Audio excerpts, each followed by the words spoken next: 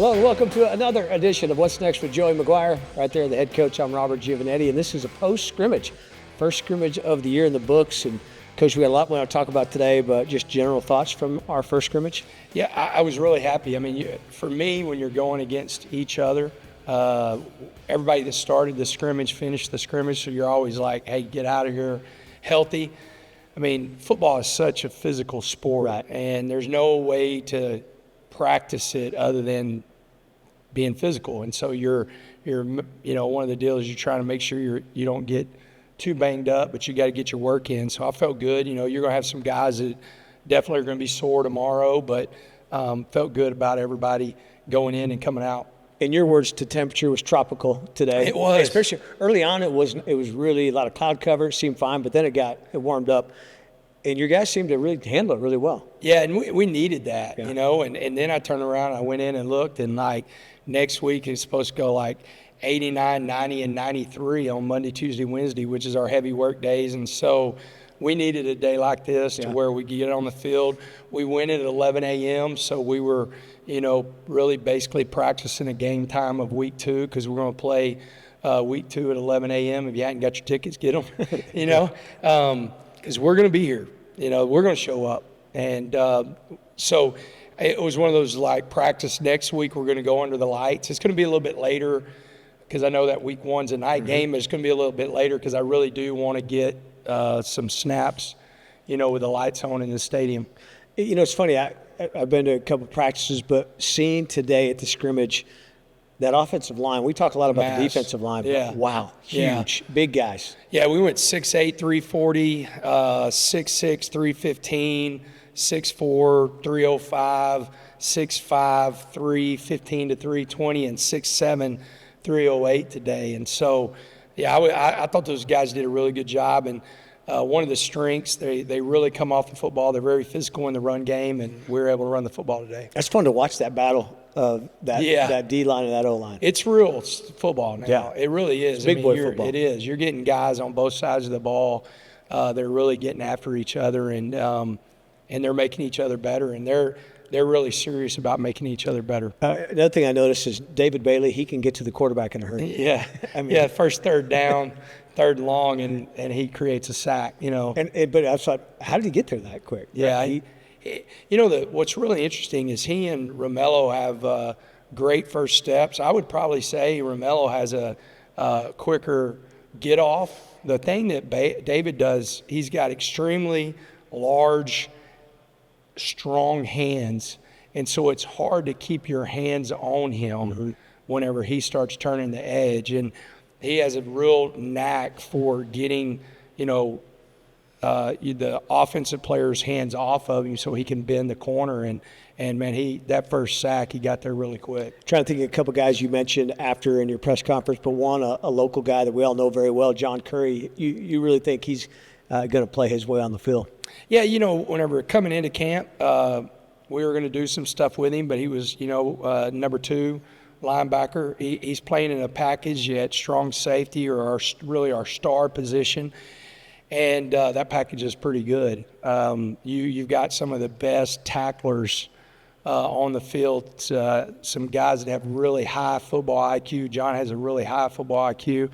And it's going to be tough not to have him on the field. Man, he's playing his way not just at linebacker, but really in that star position. We talked a little bit about running back, but I think we saw today you've got plenty of options there too. Yeah, I was proud of those guys. They ran really physical. They're tough to tackle. I mean, even whenever they're getting hit, early in the play, they're still falling forward. They're all different and then all similar. Like they all catch the ball really well out of the backfield, which is huge because you don't want to have to change somebody out on third down. They're continue to get better and better and blitz pick up whenever they're in the protection. But they're guys that can really they're home run hitters. All 3 of them have legit speed. You mentioned afterwards and noticed it too. You talked about penalties. You said, hey, I don't mind effort penalties, right? Yeah. We can work on those. OPI, we coach you up on those things. You were talking about pre-snap penalties. Were you happy with what your guys showed today? I mean, first scrimmage? Yeah, I was really happy with the ones, because we were, when you look, they didn't have any pre-snap penalties. It'll be interesting whenever you go back because they might not have had any penalties. Now, they did turn the ball over once. Jacob Rodriguez punched the ball out on a really good play by offense and defense. But, I was happy there. We'll keep getting better. But that's kind of Bill. If you go back to last year, man, we were really bad in some games and some pre-snap penalties in the offensive line. So I thought they did a good job operating. How about Jacob, Brad? He makes that play today. He just has a knack for just punching that ball out. I mean, how many times are we going to see it with this guy? Hopefully a lot. A lot. Yeah. Hopefully a lot. He's very intentional at practice. I mean, you just don't do it just all of a sudden. I mean, it's something that you have to practice, and he does a really good job with his offhand, the hand away from the ball of securing the tackle. So the hand close to the ball is the one that he's usually trying to punch at and, knock the ball out today. And the offense was driving the ball. I think that was the first series, and the offense got going. Might have been the second series. And I mean, I really love the play by John Carlos. He made a big play, made somebody miss. He's being really physical to get extra yards. We just got to make sure that ball's tight to our body and not giving anybody any room to knock that ball out. You talked to your guys a lot afterwards because it was tropical recovery. Yeah. Relax. How much weight can these guys lose on a day like today? It's really everybody's like this. Every human in the world, like you're either you sweat or you're a moderate sweater, or there's guys that are heavy sweaters, and the guys that are heavy sweaters, I mean, they could literally in water weight lose 8 to 9 pounds. But what's crazy is, so I'll give you an example. Since we already talked about it, John Curry's going to come in. He weighs 232, and he's going to weigh 232 every single day. But after practice, he's probably going to weigh about 222, 223. But then he's going to be right back up because he does a good job taking care of his body. But that's one of the big deals that we talk about constantly is being a pro. Is here's your body weight. We're looking to maintain that body weight before every practice. And so that's your goal. Whatever that weight is, that's what you're trying to hit every day. And again, it seems like a lot of that's just discipline on these guys too, right? Yeah. You tell them we're in camp, you're not going to be out tonight, and but a lot of that is a lot of discipline with this group. Well, it is, and if you want to stay on the field, you got to take care of your body. Right. Like if you think about it, what our nutritionists talk about all the time, it's like beef jerky. Like if you're dehydrated, that's how your muscles start. So that's when you get soft tissue injuries, rolling your ankle, hamstrings, stuff like that. And so to avoid that at the highest level we can avoid that, you got to stay hydrated. You had a Big 12 officiating crew here today. How does that work a little bit? Do you work with the Big 12 on, hey, can you assign us a crew? How does that work? Yeah, Huff takes care of all that. He handles that and gets them in. And so that was a crew. We had them last year. They were, what we tell them, I always say, hey, take care of my quarterback. I'm going to do the same. But call it like you're going to call it week one. Call it like you're going to call it every play is, whether it's a flag, mark it off. We got to get used to it. We can't wait and get into game one. All of a sudden we feel really good about ourselves, and then all of a sudden we have a ton of penalties. Hey, you got into it a little bit too. I know you protected Barron once. You called a sack.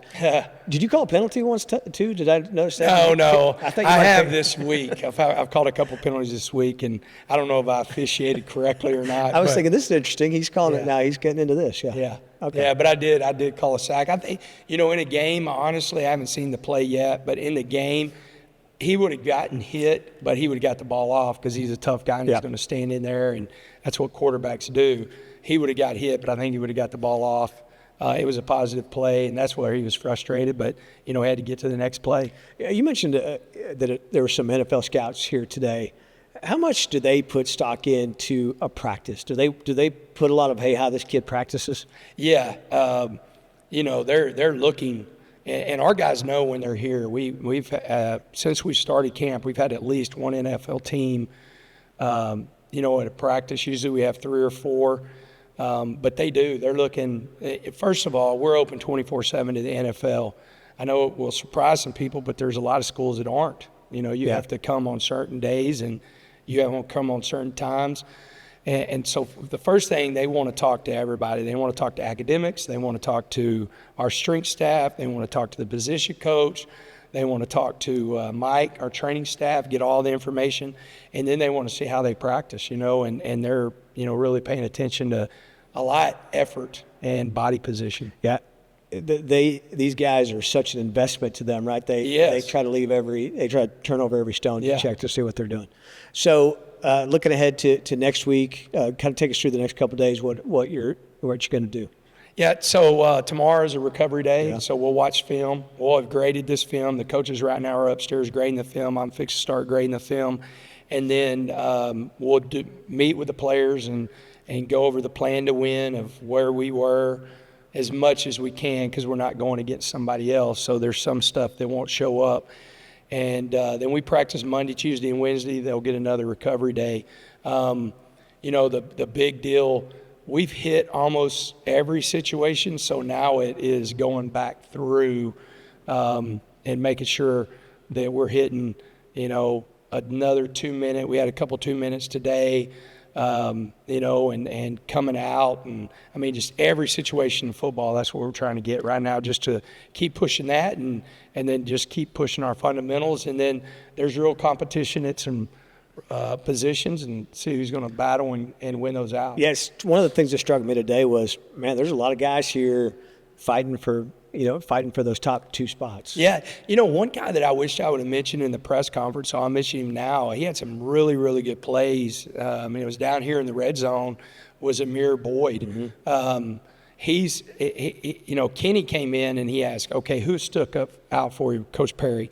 And I said, well, I thought, I love Balfour right now because he's a tough guy. He's playing at such a high level. And I said, John Curry, Cole, the running backs look good. I said, I've got to look at the film to tell you what the O-line and D-line look like. I said, what looked good, y'all? And he goes, man, I'm telling you, Amir Boyd, one, he was on the offensive side, Kenny was, so he saw so many of those plays. But then he said, hey, on punt, he would have made every tackle for me today. And so, he's having a good camp too. He'll be in the mix. Yeah, I thought it interesting too that we talked a lot about the portal class for good reason, but a lot of young guys, right? A lot of young guys stepping up too. I thought just going on watching. Yeah, that we've got some old guys, and then we got some old guys that have been here, and then we've got some young guys. I thought Leighton Stone had a touchdown.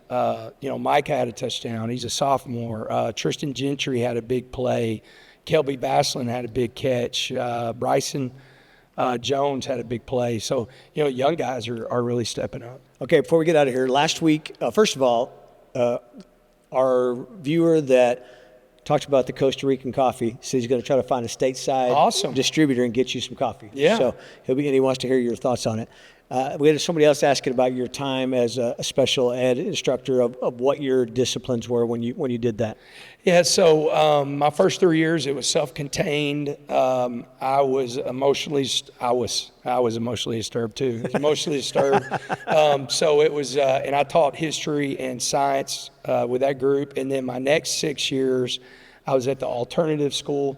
So I handled all the IEPs and any modifications, and then I taught history whenever I was at the alternative school. And so 9 years of teaching special ed. Hey, you weren't born on third base and thought you hit a triple. You have worked your way up to where you are right now. Oh, man, I've coached every level. I always mess with Zane and Kamen, but I've done as much laundry and washed as many jocks as any of those guys.